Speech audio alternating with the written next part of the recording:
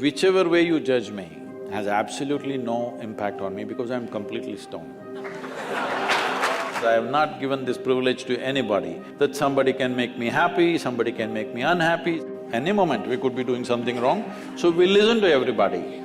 But what they say will not determine how I am.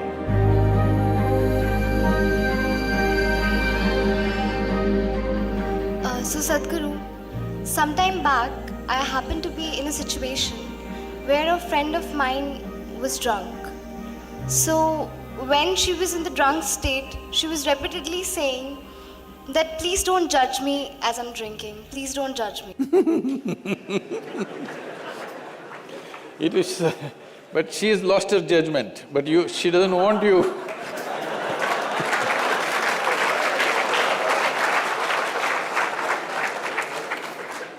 So my question is, whether it is alcohol or not, in life, why are we so apprehensive about being judged by others? And how can we not let this come on our way of being happy?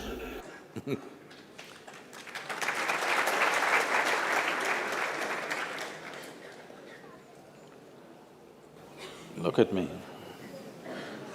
See, I'm always stoned.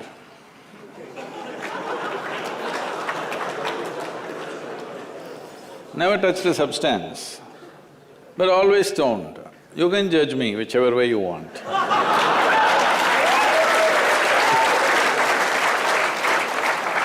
Because one thing is, I'm stoned in such a way that I have not lost my judgment at all.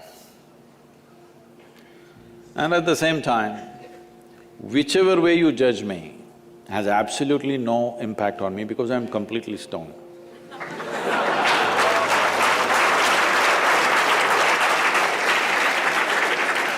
Having said that, why this consumption of alcohol and drugs is growing the way it's growing in the world is, this is because the heavens have been collapsing.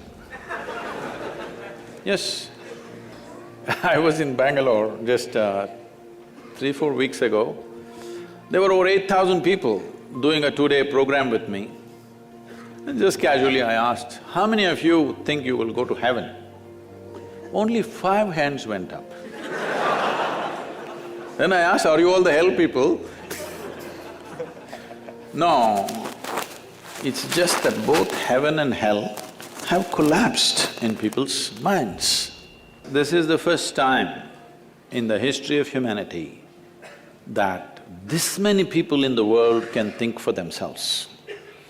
Otherwise, your priest, your mullah, your pandit or a book was thinking for you.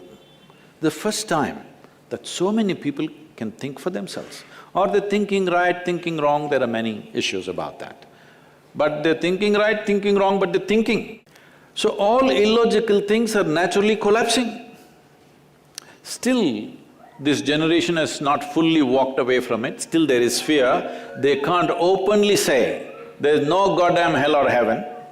They're still fearful about it, but they're trying to make a little heaven for themselves here. So, hey, wait.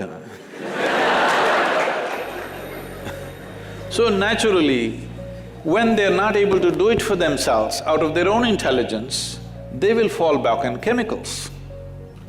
Today, just to take very affluent societies, because every society is aspiring to be like that, let's say you take United States, which is the most affluent nation on the planet right now.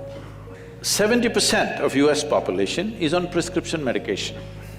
Another 30%, of course, buying it off the back streets.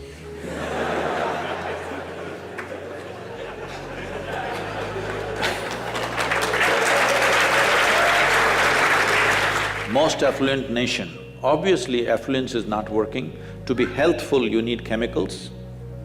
To be joyful, you need chemicals. To be peaceful, you need chemicals. To be ecstatic, of course, that is ecstasy.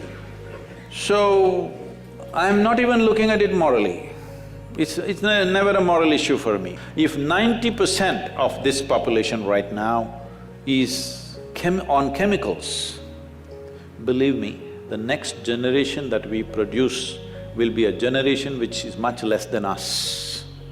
If we produce a next generation less than ourselves, we have committed a crime against humanity, because the next generation must be at least one step ahead of us, otherwise we've lost it. We've lost the entire process of civilization when we produce a next generation which is actually less than us. So, we are heading towards this rapidly unless we teach individual human beings how to simply sit here and be blissed out. Stoned enough or no? Just look at me. But am I conscious enough, alert enough, clear enough? If there was a way to intoxicate yourself without losing your judgment, without losing your awareness, without losing your intelligence, it's a great thing. Intoxication is a fantastic thing. Only problem is, it takes away your judgment, it takes away your intelligence, incapacitates you. That is the problem, isn't it? Is it true? Ask anybody, you're not in the medical sciences, but ask anybody, is it true that this body here is the greatest chemical factory in the universe right now? The universe that we know at least? Only problem is you're a lousy manager. If you know how to manage this, you would be like me, always blissed out. Anybody can say what they want, anybody can do what they want. This is like this only. Because I have not given this privilege to anybody, that somebody can make me happy, somebody can make me unhappy, somebody can make me miserable. Right now, you are a consequence of other people's opinions. Where do you plan to go like this? Anybody can ruin you. You went outside, somebody told you, Shreya, you are the most wonderful human being we have seen. Then you were floating on that cloud, what number? What number? 9. Oh, in South we do 11. You were floating on cloud whatever number, and you came home, people at home told you who you really are. And the cloud will crash. No. It's very important that neither this way or that way, we listen to everybody, because we could be doing something wrong. Hello? Any moment we could be doing something wrong, so we listen to everybody. But what they say will not determine how I am. Never, ever. This you must fix and you must tell your friend when she's not drunk. Because otherwise she won't understand.